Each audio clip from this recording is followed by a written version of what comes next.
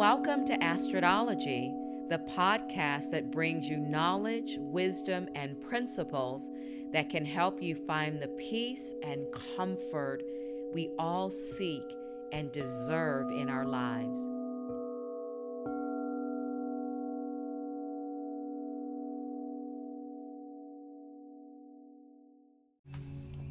Hi, everybody. Welcome back to another episode of Astrodology with Astrid. Again, I don't know, I'm revisiting the past. I've always been so curious about life and the different ways we operate as human beings, and being an avid reader and researcher of information. So again, this message is titled Doing versus Being, Making a Life. And again, this is not new information. It's new to you, but it's something that I wrote and penned in 2004.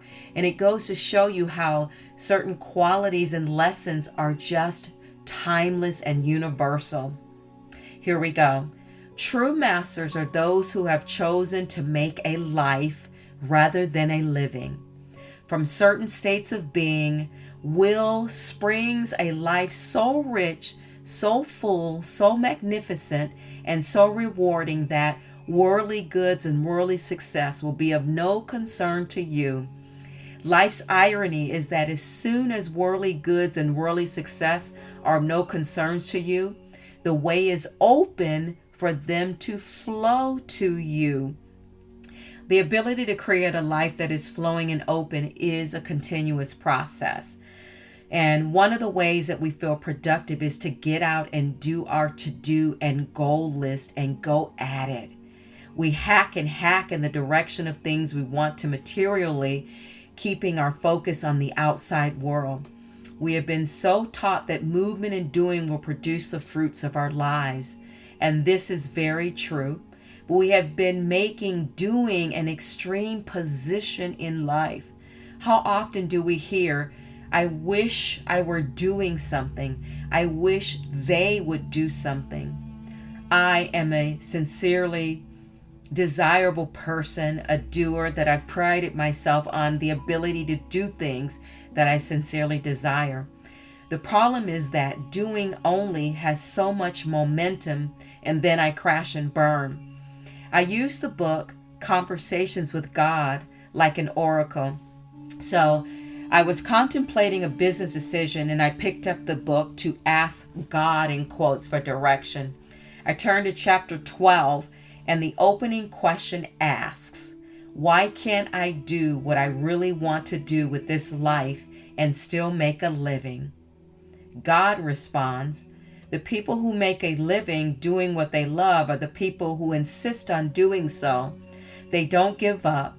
They never give in. They dare life not to let them do what they love. But there is another element that must be brought up, because this is the missing element in most people's understanding when it comes to life work. There is a difference between being and doing, and most people have placed their emphasis on the latter. And Eckhart Tolle, in his work, has always urged us to stay in the present moment. And he has urged us not to seek to do or become anything, but he says if you do, seek to become present. So the following are excerpts from the book, Conversations with God, that give such astounding clarity whether you believe in God or not. I don't think you can think of a better way to be. Here we go. Doing is a function of the body. Being is a function of the soul. The body is always doing something. Every minute of the day, it's up to something. It never stops. It never rests. It's constantly doing something. It's either doing something at the behest of the soul or in spite of the soul. The quality of your life hangs in the balance. The soul is forever being. It is being what it is being regardless of what the body is doing, not because of what it is doing. If you think your life is about doing this, you do not understand what you are about. Your soul doesn't care what you do for a living, and when your life is over, neither will you. Wow. Your soul cares only about what you're doing while you're doing whatever it is you are doing. BKS Iyengar, our yoga master, says, when you hold the breath, you hold the soul. Try being what you would like to be. Some people make lots of money doing what they do. Others can't make a go of it and they're doing the same thing. What makes the difference? Location. In other words, it's not what you are going to do, but where you are going to be. Are you going to be in a place called fear or in a place called love? Where are you and where are you coming from as you encounter life? In the case of two qualified workers, one person is being open, friendly, caring, helpful, considerate, cheerful, confident, even joyful in her work, while the other is being closed, distant, uncaring, inconsiderate, grumpy, even resentful of what she is doing.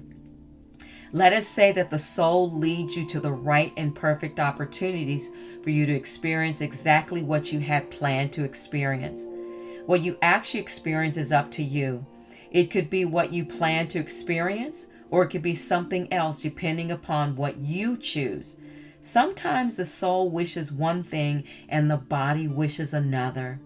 The spirit of you seeks, in the largest sense, the grand moment when you have conscious awareness of its wishes and join in joyful oneness with them. But the spirit will never ever force its desire on the present, conscious, physical part of you. The mind often, very often, does seek to exert its will on the body and does so. Similarly, the body seeks to often control the mind and frequently succeeds. Yet the body and the mind together do not have to do anything to control the soul, for the soul is completely without seed, unlike body and mind, which are shackled to it, and so allows the body and the mind to have their way all the time. Your soul awaits and watches with interest, and has many times before. So who is the true master? Those who have chosen to make a life rather than a living. From certain states of being present and being connected and being aware will lead to having both. Having both. We can have both, but we have to be willing to really, really connect with that being in the present moment. And doing has its place for sure. You know, as they say, the saying goes, pray and keep your feet moving, but the prayer is the pause. Thank you so much for tuning in to this episode of Astrodology with Astrid. Thank you so much, and I'll catch you in the next episode. Namaste.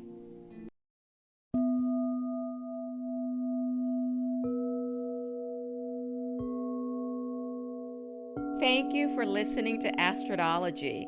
If you enjoyed this episode and would like to help support the podcast, please hit the subscribe button and tell your friends about it by sharing this program on social media. You can also follow me on Instagram at Coda Life Goddess or at codalife.com. Coda is C-O-T-A, Coda Life Goddess or codalife.com. Thank you again for listening to Astrodology, and I'll see you next time.